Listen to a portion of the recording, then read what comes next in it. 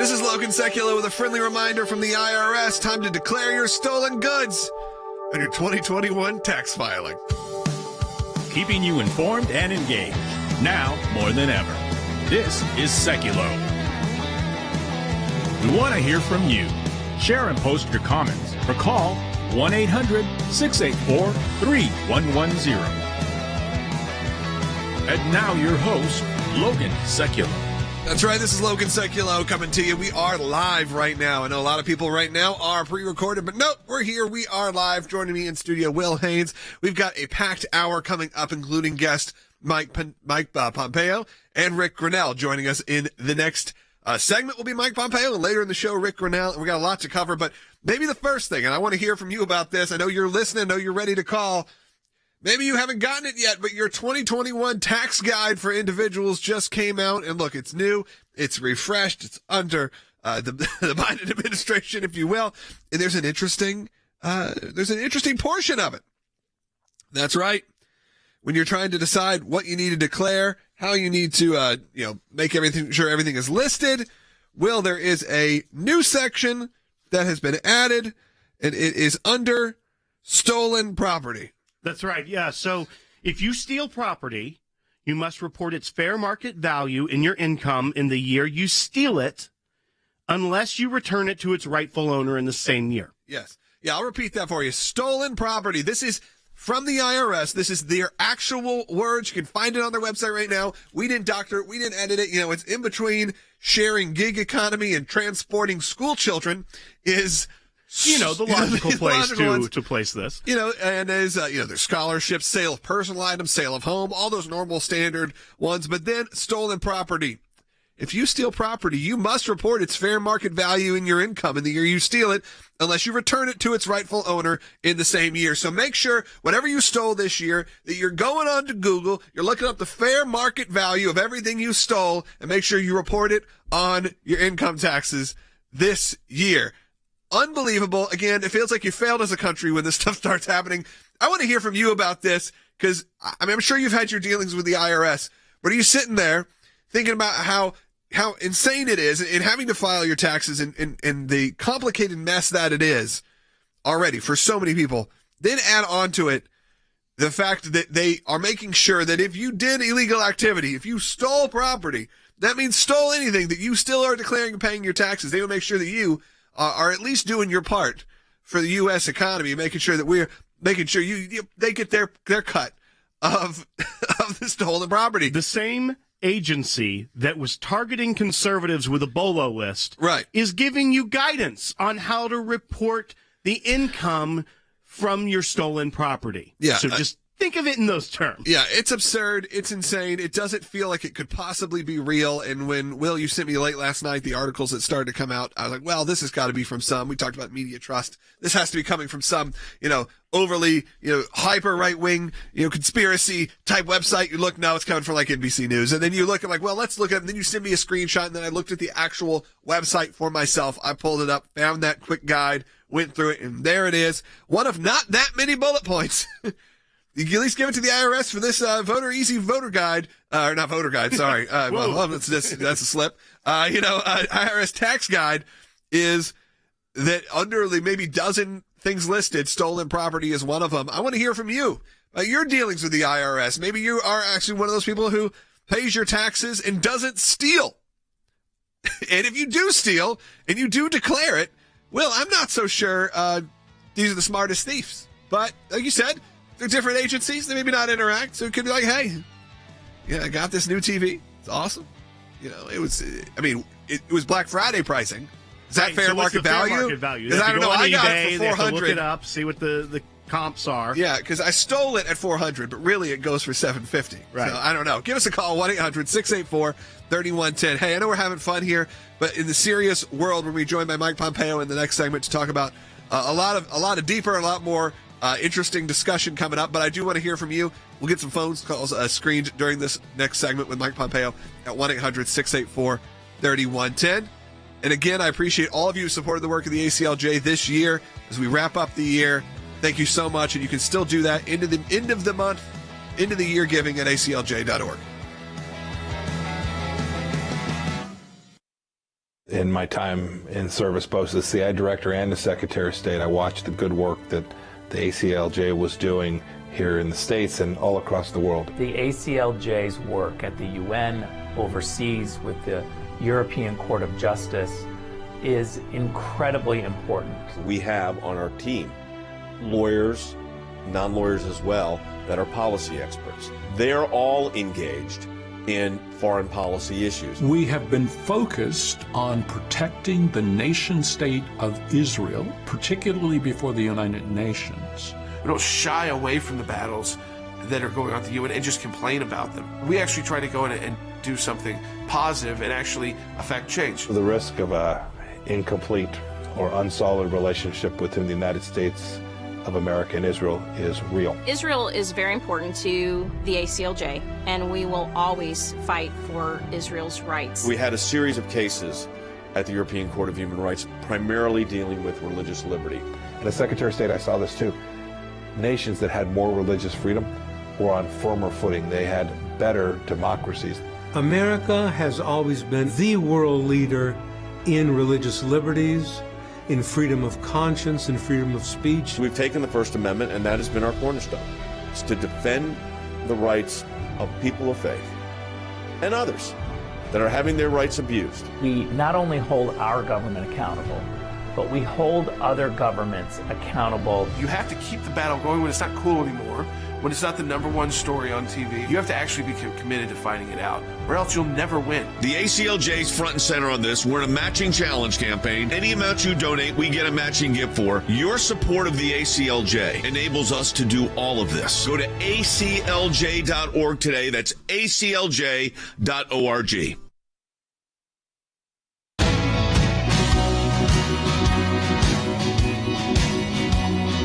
Welcome back to Sekulow. We are joined by Senior Counsel for Global Affairs, and you know him, and you've heard from him the whole year, 2021 and part of 2020, but that is Mike Pompeo, who is joining us. Secretary Pompeo and Senior Counsel, I appreciate you joining us again. Merry Christmas. I haven't talked to you since then. Also, Happy New Year coming up. So I appreciate you coming on here to talk about a lot of issues that are very important. You have a new blog that is up that came up during the Christmas season called This Christmas Season, Remember Those Still Struggling to Celebrate. As we know, there are a lot of places around the world where just the simple act of celebrating Christmas and celebrating the holiday season is no easy task. Boy, that is certainly the case. Merry Christmas to you and to everyone at ACLJ and all your listeners as well. We know that even in pockets, places inside the United States we watched this year where bars were open but churches were closed. We suffer that risk at home as well. But in places like China in the West or in parts of the Middle East, there are people who simply can't practice their faith. They can't raise their families the way they want to. If they talked about Jesus Christ as their Savior in the way that we are free to do here in the United States, they would run real risk. We should all keep in mind and pray for these people and wish that the United States will do all that it can to continue to lead and guarantee and proffer religious freedom and opportunities for these people all across the world as well. For sure. And you discussed in this blog specifically Nigeria, and it's something that we've brought up from time to time here at the ACLJ. You fought to bring attention to the persecution of Christians in Nigeria, and you've even placed Nigeria on the countries of particular concern list. Why do you feel that was the right move, and what happens when a country is placed on this list? Well, the answer to the second question is an important one. It heightens American attention to it, the world's attention to it. It makes it more difficult for that country to engage in activities across the world without this blemish, where the United States has made clear that we are watching how they treat religious minorities inside of the country. The decision with respect to Nigeria was the right one. For an awfully long time, administrations had just turned their gaze away from what was taking place in Nigeria. And we want good things for all the Nigerian people. We want the Nigerian government, who does some great things in certain places. We want the Nigerian government to recognize that their country, too, can be better by protecting religious minorities, not just Christian minorities, but all minority religions. And if they do that, they'll be safer. Those people will be safer, and their government will be stronger, and their place in the international world will be more secure as well. This is a big country, as you well know, a huge population, an important anchor in Africa, and we want good things for the Nigerian people. So placing them on the State Department's list of countries of particular concern was an attempt also to bolster the capacity for the people there fighting for religious freedom to know that the United States would support them in their efforts. Now, Will, though, there seems to be a change coming when it comes to Nigeria. That's right, Secretary Pompeo. The Biden administration has removed Nigeria from the list. So has the situation in Nigeria gotten better for the persecuted, or is this more of the Biden administration just trying to eviscerate any policy put in place by the previous administration?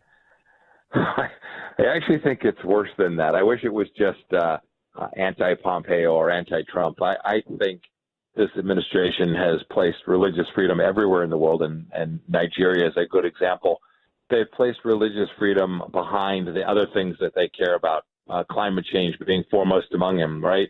They're willing to sacrifice an awful lot of individual freedom, liberty, and religious freedom around the world on the altar of their faith, what's become an article of faith, climate change. And so what they did in Nigeria doesn't represent the factual situation on the ground. No, sadly, the situation has not improved. If anything, it's become even more difficult. And the removal of Nigeria from the country of particular concern list will make it even more difficult for those simply wanting to practice their faith inside of Nigeria. Yeah, in relation to Nigeria and really the ACLJ in general, we're kind of uniquely situated to advocate for the persecuted in places like the UN. I know you've seen this firsthand, but as we are heading into the end of the year, just a day away from 2022 beginning, obviously it's a time of year. People are donating, are giving back, are wrapping up their year, and there's people in organizations and people who work with organizations like the ACLJ that are there, and you've been there. And when you're there and you see administrations turn their back on promises or things like what's happening in Nigeria, I'd love to hear from your point of view and to just share with the audience why it's important for organizations like the ACLJ to exist in these uncertain times. Oh, goodness, it's incredibly important. Perhaps even more important in times when the administration is not supporting these things that we care about, right? Protection of human life, religious freedom, the relationship between the United States and Israel, all the things that the ACLJ has stood for all of these years. Perhaps it's even more important in these times because that continuity, that continued voice, the capacity for leaders, not just American leaders, but certainly American leaders, to hear from people in America who talk about this issue in ways that are important to them. It may not be the story of the day. It may not be some trial that's going on. It may not be some big scandal that took place. But this is at the center of civilization. This is at the center of humanity. And I think the ACLJ's supporters understand that. And in these times when the administration may not be as prepared to defend the things that we all care so much about, it's even more important that an organization like the ACLJ is out there fighting, raising its voice, litigating, doing whatever it can to defend these freedoms across the world in the face of an administration that, if not hostile, is at least passive with respect to protecting these rights. Secretary Pompeo, you mentioned in that article at aclj.org that we're seeing much more religious persecution around the globe. You mentioned the Uyghurs in China, you mentioned North Korea and Iran, and even a rise in Haiti. When the U.S. fails to lead on the world stage, is this just the natural progression? Of course. It has always been the case that the United States has been this beacon of freedom. Religious freedom in particular is enshrined in our Constitution. Right, we talk about the capacity for people to practice their faith in the very founding documents that we turn to every day. Not every country has the benefit of that in its founding documents. And when the United States is on the global stage, as we were for 4 years, myself and Ambassador Brownback, the Vice President Pence, all of us working, talking about this openly wherever we travel in the world and while we are here at home. If the United States will simply make the case around the world, there's a chance that things will get better. And if we don't, it makes it all too easy for these terrible regimes, the Ayatollah in Iran and Chairman Kim in North Korea and Xi Jinping in China. It makes it all too easy for these leaders to say, no one's watching. Let's tighten the screws. Let's clamp down. Let's not allow for any political voices that might somehow overthrow our regime. And Secretary Pompeo, we are looking ahead at this new year in 2022. What are some of the major national security concerns you see that are going to be facing us that we'll be talking with you about on this broadcast? Well, we always are surprised in this space, but we can certainly see that Xi Jinping is going to host this Olympics and make himself look like a noble, patriotic leader. What his intentions are for Taiwan can't be good. I think we'll be talking about that. I know the president spoke with Vladimir Putin last evening about what's going on between Russia and Ukraine. I pray that that situation will resolve itself and America will be strong and defend its friends and allies in the ways that we have committed to. I also suspect that we will continue to see lots of security issues, national security issues around our southern border. Something that, it always gets kind of pushed to the side in the national security or in the immigration debate. But when we have open borders, when our sovereign border on the south is not strong, you can be sure that the bad guys take notice of that, and the risk, our national security risk associated with that, is significant. And I suspect in 2022 that will continue to be the case. Well, Secretary Pompeo, we have a couple minutes here left, and it's a couple minutes for this year. And I wanted to first thank you for being part of the ACLJ team and family and coming on this show, multiple times a week, contributing incredible blogs. And by the way, if you haven't seen or read any of Secretary Pompeo's amazing pieces, pretty much every week there's been a new one for the last year. So go back. We're right now highlighting some of the best pieces and the most trafficked pieces of the last year. Go take a look at what we did at aclj.org. There's great information that came straight from him. And without people like you supporting the work of the ACLJ, we wouldn't be able to have people like Secretary Pompeo on this show continually. And it's really been great. Also, we did a 10-part, 4-hour plus series on Afghanistan called Revenge of the Taliban. It's just about the last 6 months or so of what's happened to Afghanistan. Secretary Pompeo was one of those guests. So you really get a deep dive on what we're doing here. And right now, only 2 days left. For the remainder of the month, if you give any donation at aclj.org, if you go to aclj.org and make a donation today, check your receipt, because in that receipt, your email receipt, there will be a link and it says watch our brand new series, Revenge of the Taliban, something like that. You click it, it'll take you straight to it. You can watch this 10-part series. Again, it's over 4 hours. You can binge it, watch it all the way through, or go back at any time and watch these incredible episodes. And I'm not saying incredible because I host them. They're incredible because the information that you get is something you're going to find nowhere else, not in length. You have Mike Pompeo on this show. We just had him on for 8 minutes, whatever it is. These are 25, 35-minute interviews with people like Mike Pompeo. People like Rick Grinnell is joining us later. People like Secretary, like I said, we had Nikki Haley on. We had on, who else? Well, John Ashcroft. An incredible list of people who have been involved in the war on terror since the very beginning, and people who are currently. Again, if you want to think who could be your next big presidential candidates in pretty much the rest of your lifetime, potentially, a lot of those people are on this great new series, Revenge of the Taliban, that is available right now, again, with any donation in the month of December. So just a day left to do that and get that link. We'll be right back with more on Sekulow, taking your calls.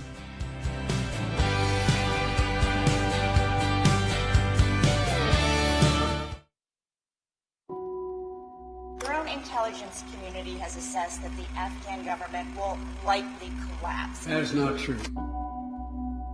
The first big city to fall was Kunduz. One after another, Afghanistan's biggest cities outside of Kabul were captured. Herat to the west. Terrorists in Kabul carrying out the deadliest attack on U.S. troops in over a decade. Afghanistan is lost.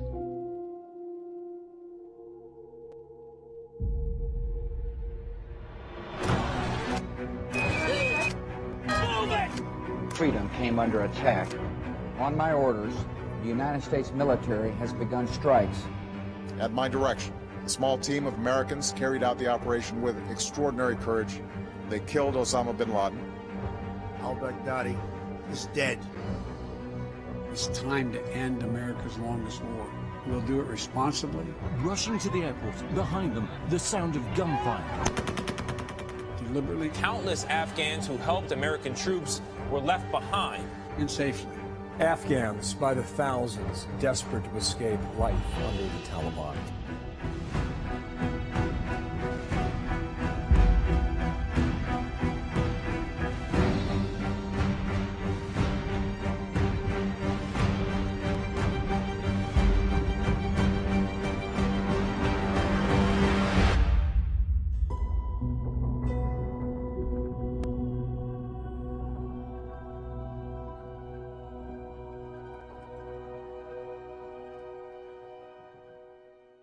That's right. It's available right now if you donate today and for the rest of the month of December, which is just a day, to get that exclusive link to the entire series, Revenge of the Taliban, available now. Phone lines are jammed. We have one line open. Give me a call, 1-800-684-3110.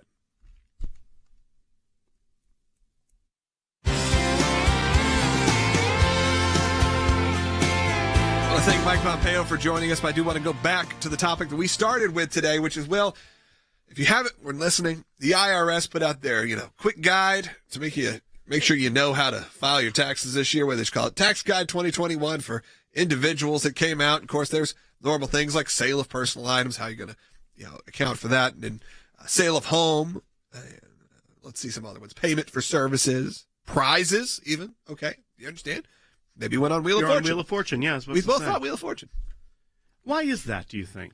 I think because they always, when we were kids, they're like, you got to pay taxes on that That's car. right. It's like your parents always like almost shunning you from being on Wheel of Fortune because they're like, it's what are you going to do with deal that? as you think that you're getting the free car. Yeah, you still got to pay taxes. You got to pay taxes on that Suburban. So, of course, keep going down the list. Gig economy. I understand that can get a little confusing. Transporting school children. And then you get to stolen property. That's right. This is, again, from your IRS. Let's read about stolen property. Maybe it's going to say don't steal. How about how about you're going to go to maybe go to jail? No, it says if you steal property, you must report its fair market value in your income in the year you steal it. I love even that wording. The year you steal it, unless you return it to its rightful owner in the same year. So you guys, if you're listening out here, baby, and you stole some property. You got to go. You got 1 day left to return it. Right. Unless you want to get hit with the tax bill. Yeah. I mean, if you're like 6 and you're listening right now and you stole a Snickers bar, you better go buy one, return it. I don't know how that works. I don't either. I assume it's been used. You're not giving legal advice. All in good fun. I don't think they're giving legal advice. They're giving illegal advice. Right. That's very fair. So we got a lot of calls on this because guess what? I think a lot of you have had some interesting experiences with the IRS over the last, your whole life. So let's go ahead and take some of those. Maybe there's some logic here. Let's go to Ben in California on line 4. Ben, welcome. Ben, let's put him back on hold. Let's put Ben back on hold. He's having some difficulties there. Let's move to. Still got Ben? All right. Let's go to Jerry in Rhode Island on line 2. Jerry's reliable. Jerry, you there? Happy New Year, Logan, Will, producers, everybody all working. There you go. Everyone take a bow. Thank you for saying that. Nice segment with the secretary. Love to hear a discussion on how the vaccine mandates are affecting the rank and file between Colonel Smith and the secretary. But how much taxpayer money was used to update that list you just read? So all these new age Al Capones will suddenly decide to declare their taxes. Yeah, I think a lot of people are relaying the Al Capone. They've got some other calls about that specifically. But yes, you do wonder how much tax money is being spent on adding, ridiculous parts to this tax guide, including the stolen property guide. Well, it is one of those things that you do know. I mean, the billable hours have got to be pretty good. Well, and this is something your dad says about the IRS on the show often, is that they are institutionally incapable of self-correcting. But it is interesting that we're reading this about the stolen property because the National Retail Federation put out a study that said that about 69% of retailers have seen an increase in organized retail crimes. So these are kind of like these flash mobs that go in and group steal so they can't be stopped as just an individual, and then they end up also in some of these locations like California where they said we're not going to prosecute over a certain dollar amount. But we've seen this. We see it in the news. There was a big one over a holiday weekend where Nordstrom got attacked by like 80 people that went in and just stole things and left, and it was very organized. So you have to wonder, is the IRS sitting around thinking like, we're missing out on some revenue here because those people need to be paying their taxes on that. But at the same turn, this is the organization within the government that the Democrats are trying to give $80 billion more dollars and 80,000 more agents through the Build Back Better bill. Fortunately, it was defeated, but Senator Schumer is saying that he's still going to bring it up the first week of January, so they're going to beef up the IRS. At the same time, we're reading absurd things like how to appropriately report your illegal activity. Meanwhile, this is the same organization that this year we saw send a letter to a group saying that your Christian beliefs are associated with a certain party, therefore you're not tax exempt. It's just absurd when they're going to give more preferential treatment and explanation on how to steal better, and more in line with their They're organizational code. They're not saying don't steal. They're saying if you steal, make sure we get our cut. And that's just the truth. All right, let's go ahead and take some more calls. Also give us a call, 1-800-684-3110. We're wrapping up the first half hour. If you don't get us the second half hour on your local radio station, we're broadcasting live right now on YouTube, on Facebook. And if you're watching right there, Facebook, Rumble, any of those live sources, make sure you're sharing, telling people about it, clicking that thumbs up, clicking the like. It really helps out more than you could possibly imagine. Make sure more people get to see this broadcast. So again, share, like, comment, do all those things. But give us a call at 1-800-684-3110. We'll be here for another half hour. Rick Grinnell joining us in a couple segments. So let's go ahead and take, it was brought up. Let's go to John in New York on line 1. John, you're on the air. Hi, good afternoon. First-time caller, long-time listener.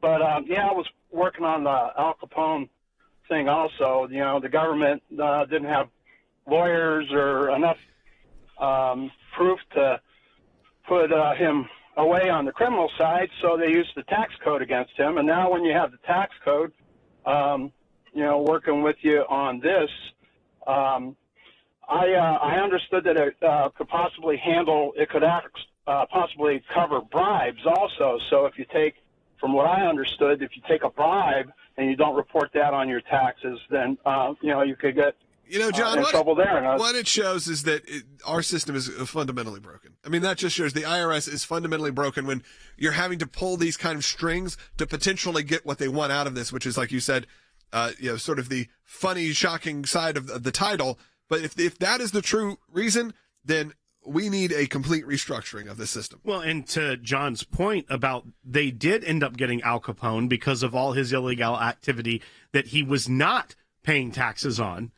This is actually giving Al Capones of the world the way to avoid the charges Al Capone got. Right. Because they ended up getting one of the most notorious gangsters in American history that wreaked havoc across this country.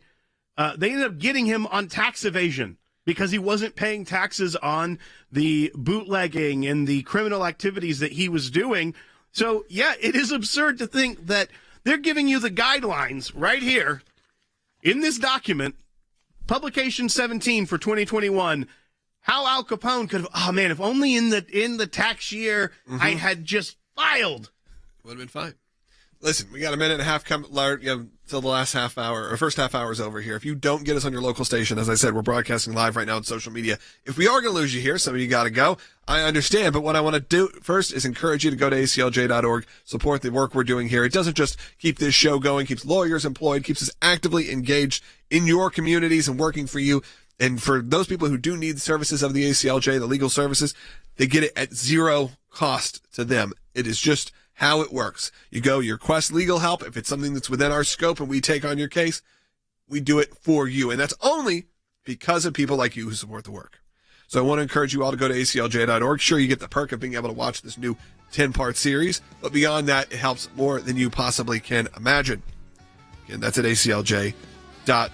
I do want to also let you know, tomorrow night, a little more fun, on social media, you'll be able to watch the Sekulow Band live New Year's Eve concert special. We'll get you the time. What time? We know the time? Yeah, right there. It's time 8 p.m. Eastern. It's right in front of me. They made a little sticky note for me. 8 p.m. Eastern tomorrow night on all social media platforms. Facebook, at least on Facebook. Possibly on YouTube. Someone tell us. Yes, YouTube? Gonna wait? Yes, YouTube and Facebook. The Sekulow Band concert. It's always a lot of fun. And obviously support the work of the ACLJ. Got a second half hour coming up. Give us a call. 1-800-684-3110. And Rick Grinnell coming up in just a few minutes.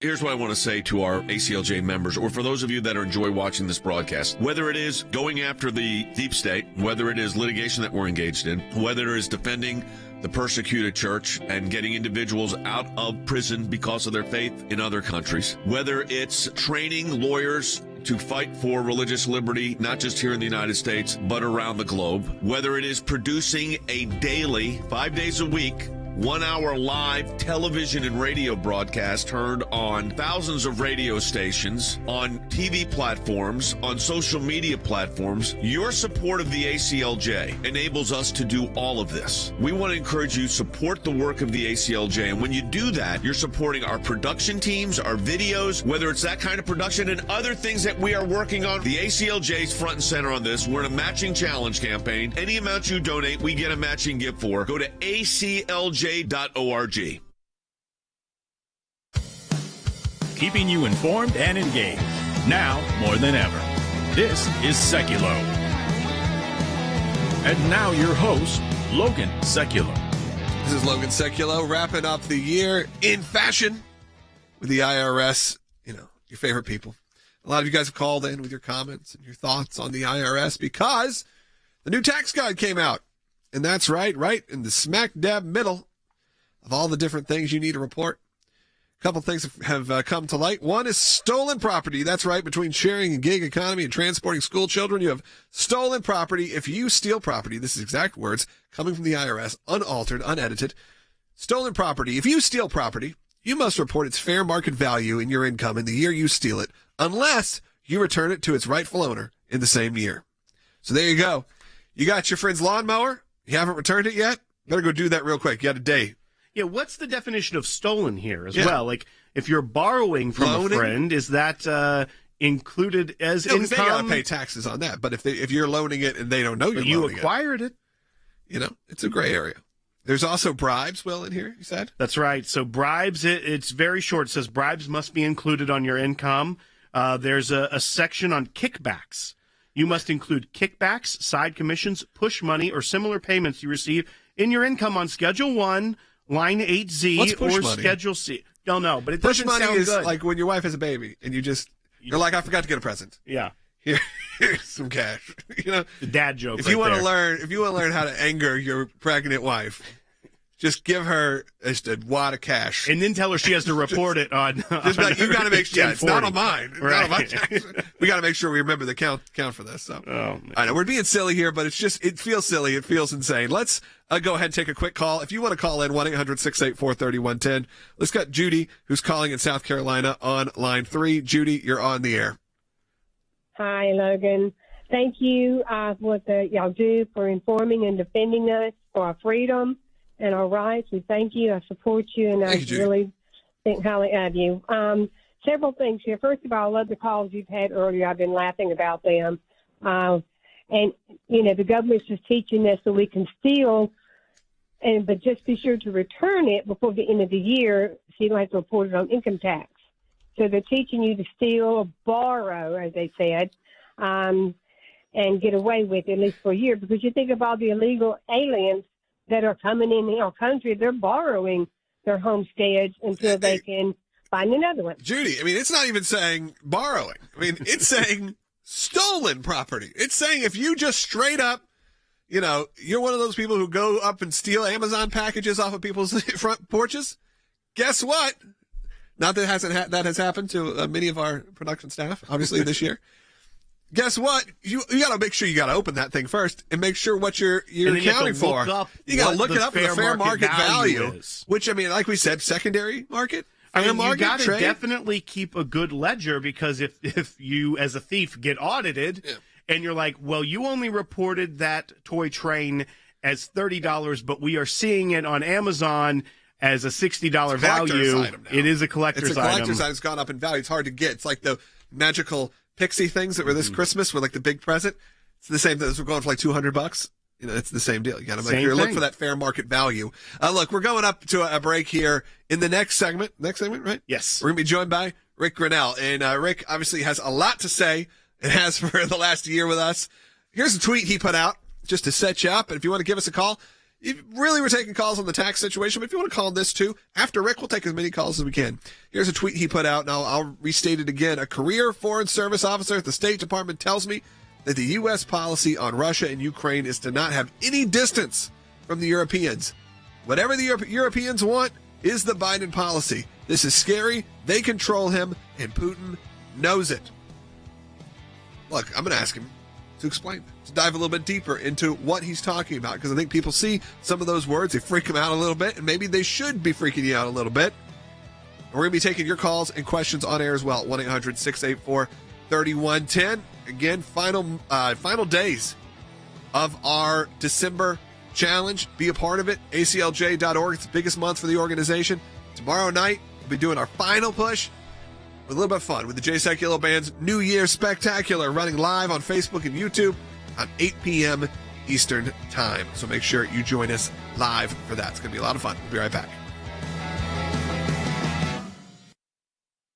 Thanks to your support of the ACLJ, we have had many victories. The report is coming out. It shows that not only did Tea Party groups get more scrutiny, but so did a host of other conservative groups. It was something that no one could believe our government was even capable of doing, and now they were admitting it. It's one of the most significant wins in the ACLJ's history. To take on the IRS and win, for the ACLJ, life has always been a top issue. Barbara, I am here at this site because there are thousands of people and millions across America that say abortion's murder. When you're fighting for the life of the unborn, you're on the right side of history, you're on the right side of law. These are young people in their 20s and 30s that are doing this and fighting for life to beat back the abortion juggernaut. It's very important that we remain hopeful that the courts that the Trump administration was able to impact will give us good rulings that are based in law and sound reasoning. This is one of the social issues we're winning. There are historians that point out that religious persecution is at its highest level since the first 3 centuries when the Roman Empire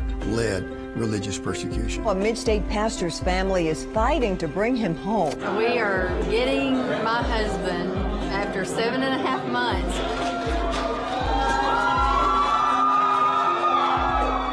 Turkey should not get away with holding my father one more day. When Brunson was finally released, who meets him at the airport at 2:30 in the morning? Rick Grinnell. I saw Pastor Brunson walk down the stairs of the plane. I was filled with emotion. I told him that we were praying for him. The American people never forgot about him. I'm thankful, I'm grateful, and actually I'm astounded. We need your help as we continue this work here in the United States and around the world. Join the matching challenge today, and your tax-deductible donation will be doubled.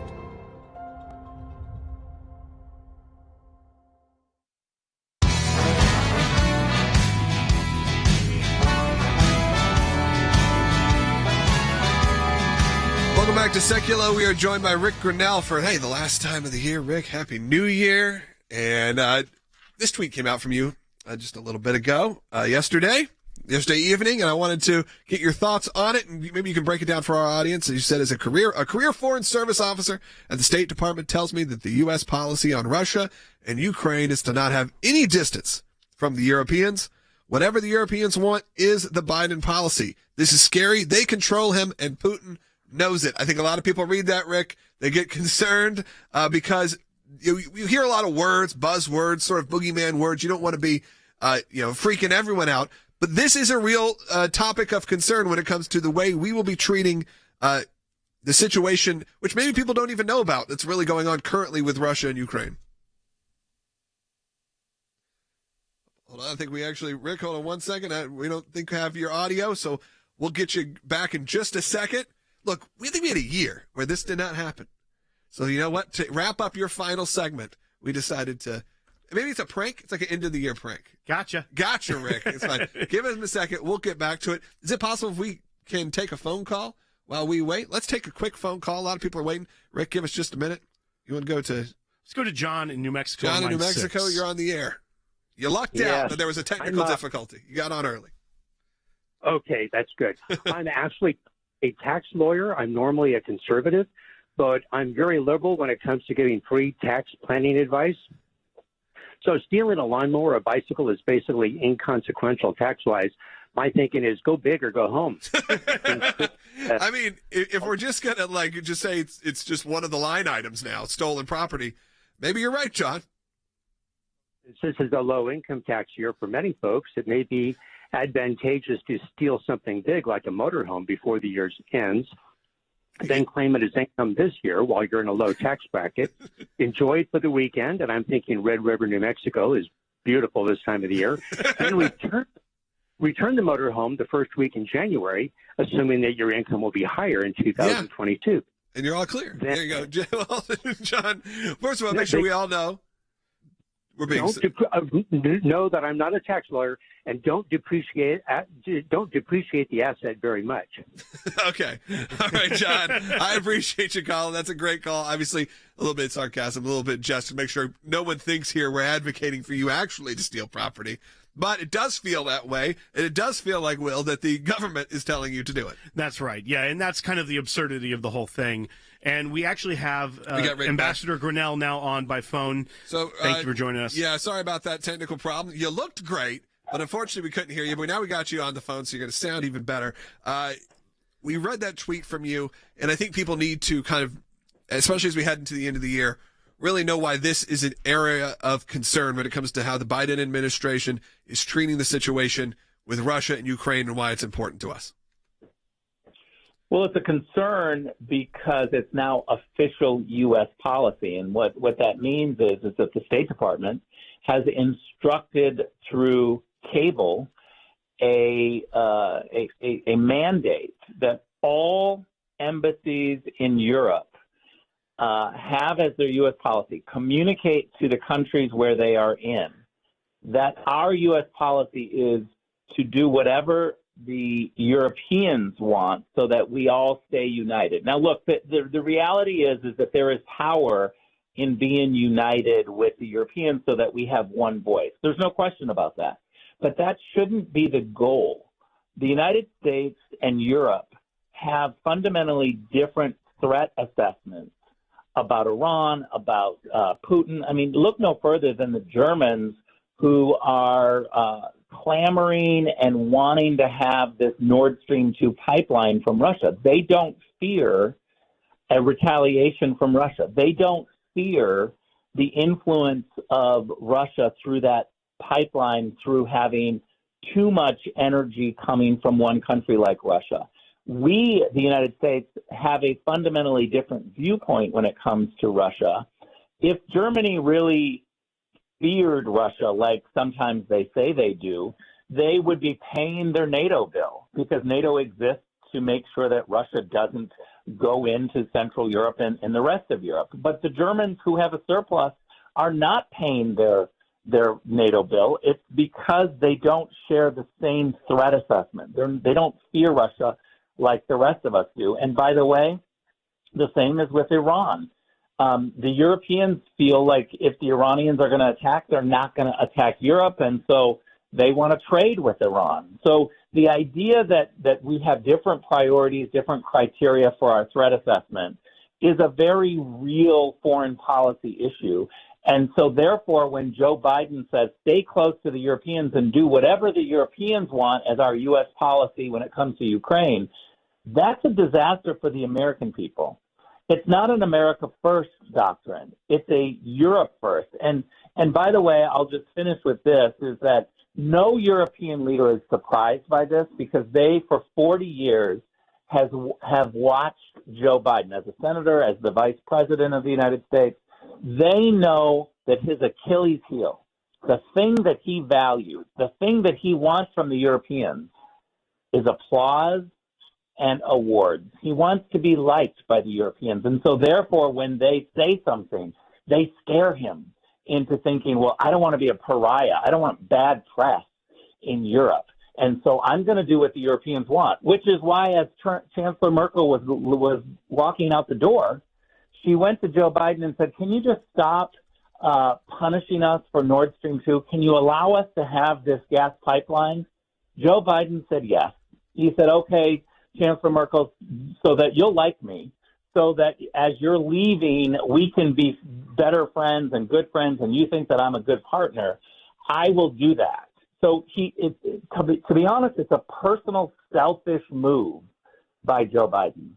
Well, and we know today that at Putin's request that President Biden will be speaking with him by phone, and this is just one day before the end of the year, and there's also supposed to be bilateral Russia-U.S. talks the first week of January. But it's being reported that U.S. officials are saying that President Biden will tell Putin a pathway exists to avoid conflict. I think Vladimir Putin has been pretty clear what that pathway he believes is.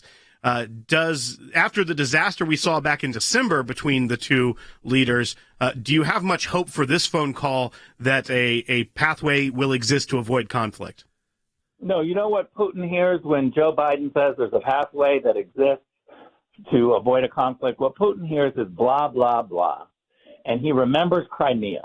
And he remembers all those threats from Barack Obama and Joe Biden as vice president that really bad things would happen. You'd have really bad sanctions and the finger wagging and all of that. The idea that Putin is afraid of Joe Biden or thinks that Joe Biden has a credible threat of military action, he's already taken military action off the table. And, of course, no one wants military action. But the beauty of Donald Trump was that leaders would constantly tell me, and they would say this in a very concerning way. They would, Chancellor Merkel or other leaders in Europe would say to me, we just don't know what Donald Trump might do. And I would smile and I would think inside my head, that is exactly where we want to be. Right. We want them to be nervous about what Donald Trump is going to do, and we want to make sure that they don't know what Donald Trump or the president of the United States is going to do. Unfortunately, they know exactly what Joe Biden is going to do, which is come down on the European side because he's instructed our embassies that our policy is to stay close to the Europeans. The Europeans love it. They're now in the driver's seat. Putin loves it because he can control Europe. Right. I mean, look, you look at something like the Abraham Accords, you think that would have happened under someone other than a President Trump, someone who genuinely could maybe concern them enough to go, we need to get our stuff together. Finally, that happened, at least to partially. Go ahead. I want to add one point to that, Jordan, because it's such a good point. I can tell you unequivocally that the Abraham Accords would not have happened under Joe Biden for one reason alone. Chancellor Merkel was against it, and she voiced her concern. And she voiced her concern to Jared Kushner and to me and to Donald Trump. And we listened and we pushed back and we continued with the policy. But the reality is if we would have been maximizing an applause or good news or a welcoming atmosphere from the Europeans, we never would have done it. Yeah, absolutely. Rick, we only have a minute left. I appreciate you joining us for this whole year. It's really been excellent to have your opinions, your advice, and your thoughts. And thank you for supporting the work and for telling people to go support the work of the ACLJ. It has meant more than you know, and I wanted to make sure you know that as well as our audience knows that I really do appreciate all of you who are listening, supporting the work of the ACLJ. If you want to do that right now, there is an easy way to do it. We are at the end of the year. It means a lot. Go to aclj.org to make your donation, but not only just to make your donation.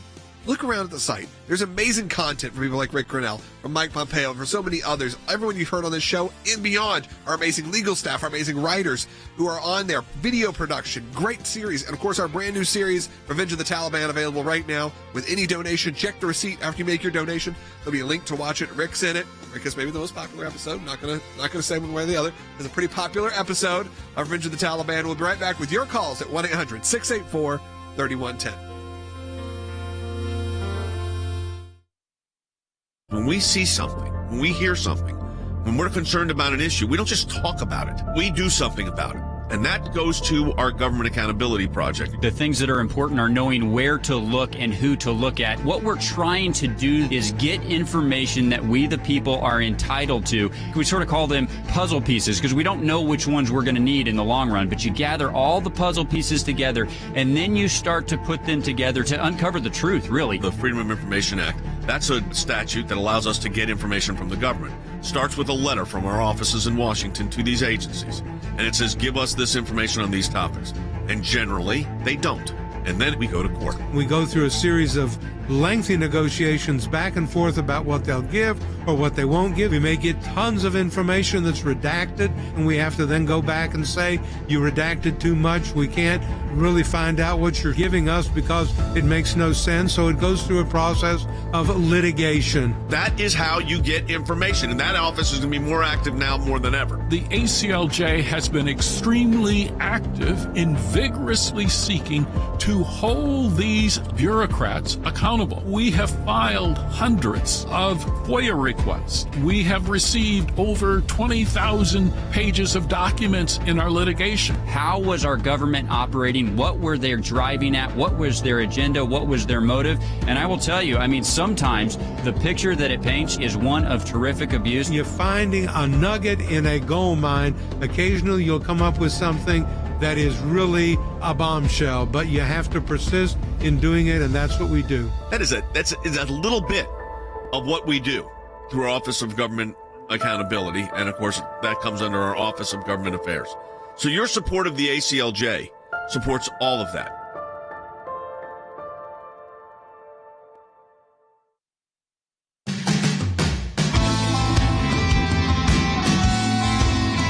Welcome back to Sekulow. Final segment of the day. For those watching online, final segment of the year before you watch the J-Band special tomorrow night at 8 p.m., right. Broadcasting live on Facebook and YouTube. For those who want to get your calls in before the end of the year, give us a call, 1-800-684-3110. I'm sorry, what else are you saying there? He's saying another word. I'm not sure what. One of our producers is telling me another word. He just keeps saying it. I can't hear it. 1-800-684-3110. That's right. 1-800-684-3110 to get your calls in. I'll get as many as possible. Rumble Let's start up. It'll be on Rumble as well. Was the word he was saying. That's a hard word to lip read. It is. Rumble. There's a lot of different a lot of different words it can go with. Yeah, right. Yeah. Not that many syllables. Well, 2. Okay, fine. Sounds. All right, let's go to Art, who's calling in Nevada on line 1. Art, we're going to kick it back to what we were talking about originally. Let's reset a little bit. The IRS put out their new tax guide, and of course, what was in it? Make sure you're reporting your taxes for all the goods you stole over the last year. Art, you're on the air.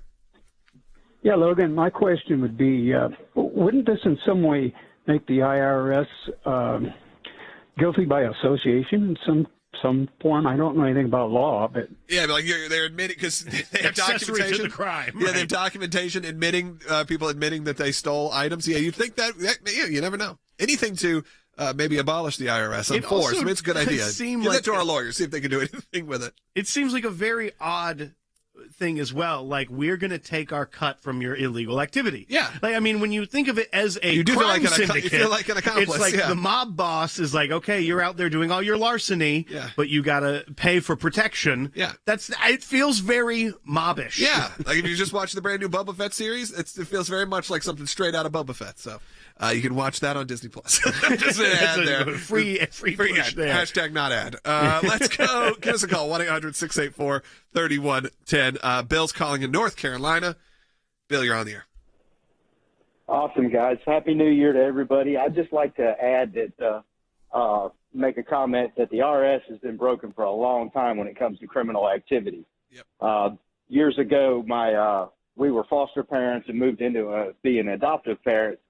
Well, one of our children actually was claimed by a biological family member prior to us filing our taxes, like 2 years after we adopted him.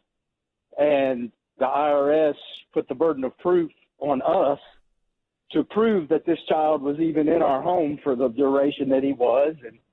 And we proved that he was, and this other family was not even prosecuted. No charges, no anything. Yeah, Bill, you hear about that kind of thing all the time. And on top of that, the IRS actually targets adoptive parents because there's the adoption tax credit. And it's been reported that 70% of individuals that claim the adoption tax credit, so someone who has, out of the goodness of their heart or what they felt called to do, adopted a child, given a child a home and a family. And that's an expensive thing to do in this country. It is very expensive. A lot of things go into adoption. So there is something where you can file for a tax credit for these expenses you incur. But what does the IRS do to reward the families that file for this credit and for taking a child into their home to love and raise? They slap them with an audit. 70% audit rate of people that accept that. We know someone personally who did this, got audited, and actually they found out they overpaid the IRS with taxes. They were entitled to more money back from it. But they make the families that just expanded their family, taken It's a great into a thing. child to love, Yep. trying to get through. They go through the stress of an IRS audit. Meanwhile, as long as you're taking the fair market value of your stolen goods and reporting it in the same year, you should be good in the eyes of the IRS. No, your other criminal activity is fine to gloss over as long as you're reporting it to us so we can take our cut. Yep. All right. Hey, if you have a call last time, this is the last call to get your call in. 1-800-684-3110, 1-800-684-3110. Keep it short and we'll do our best to get to you. Randy in Texas on line 2. You're on the air. Yes, can you hear me? I can hear you. Okay. The question I had is the enforceability of the IRS. Are they going to require the people or the victims that were stolen from to issue a 1099? Yeah, you're going to get that. You're going to get that If it 1099. went over a $600 threshold, you're going to send a 1099 to the person who stole your very nice mountain bike. Yeah, You know? you can prove they stole it, but you just have to make sure they have the invoice, because if not, it could be a problem. Because if you don't do the 1099, you don't get the deduction. Yeah, that's true. You deduct your stolen property. It sets up so many absurd possibilities. I want to know how many people do it. Like this year, look, some thieves, I'm sure, are not the smartest. They may get this document and go, well, we got to do it. Or they're more smart, because then they're not going to get other charges. That's true. That is the question for thieves who are listening. Is it smarter to actually fulfill this and to do what you're supposed to do here so you'll get caught? Or are you admitting to it's such a complicated? People say that the IRS is a complicated system. They've made it even more so. Look, we're wrapping up today's show. I know we've had some fun, but this is real. I think you need to understand this is real. Now, what can we do about this? There are a lot of different things, and we're going to work on it because we see it as ridiculous. Hopefully, you see it as ridiculous as well. When we have called for the IRS to be abolished, when we have called for a restructuring of the IRS, it is because of real, serious, deep problems that are within it. This is just face value the silliest. I mean, that's all that is. You have any thoughts, Will? Well, it's why the first week of 2022, we will be fighting against the Democrats in the Senate, trying to bring up a different version and them trying to convince Senator Manchin to change his mind on Build Back Better, which has $80 billion more dollars for the IRS to hire 80,000 more agents. We want to push back against that because we, as has been said on this show many times, the IRS is institutionally incapable of self-correcting. You see things like this, which add fuel to the fire of saying that, and I think that's why it will be another fight in the new year. All right, well, we're wrapping up today. And look, if you join us live, a lot of you do every day on social media, Facebook, YouTube, Rumble, and so on. The next time you'll hear from us is tomorrow night, 8 p.m. Eastern, for the Sekulow Band New Year's concert. It's going to be a lot of fun. Last-second fundraising effort we do every year. It really helps out. Support the work of the ACLJ now, and then if you want to do it during the live show as well. If not, just go and enjoy it and have a good time. I want to thank everyone who listened. I also want to thank all of our crew who is here right now and has been working hard throughout the holiday season, as they always do. We have an amazing team beyond even just this production staff. But the production staff that's here, those that are out right now, all the people who work in our digital department, all of our lawyers, everyone who works throughout the ACLJ, because we couldn't do it without them. It is a major operation. And not only could not do it without them, we certainly could not do it without you, the listener, you, the supporter, and you who watch on social media and share our content. Look, sharing the content is incredible. It needs to be done whenever possible. But also, as it is the end of the year, we don't do heavy fundraising pushes like this all the time, but specifically when it's the end of the year, we know this is when a lot of people decide to make their charitable donations sometimes because of tax reasons, Will. That's right. Yeah. So don't be one of those people just stealing property. Go out there, support organizations like ours. There's other great organizations as well. Do that at aclj.org today. And again, thank you. I just want to say our heartfelt thank you to all of you who listen, to all of the amazing crew who work on this show. It has been a rough yet incredible year for the American Center for Law and Justice, for the ACLJ. We've all been through a lot, and here's to better things next year. Join us tomorrow for a lot of fun on the Sekulow Band concert at 8 p.m. Eastern. That'll be a great, fun way to wrap up your year and on to 2022, because the fight continues on. The battles continue on, and we couldn't do it without you at aclj.org. See you tomorrow night.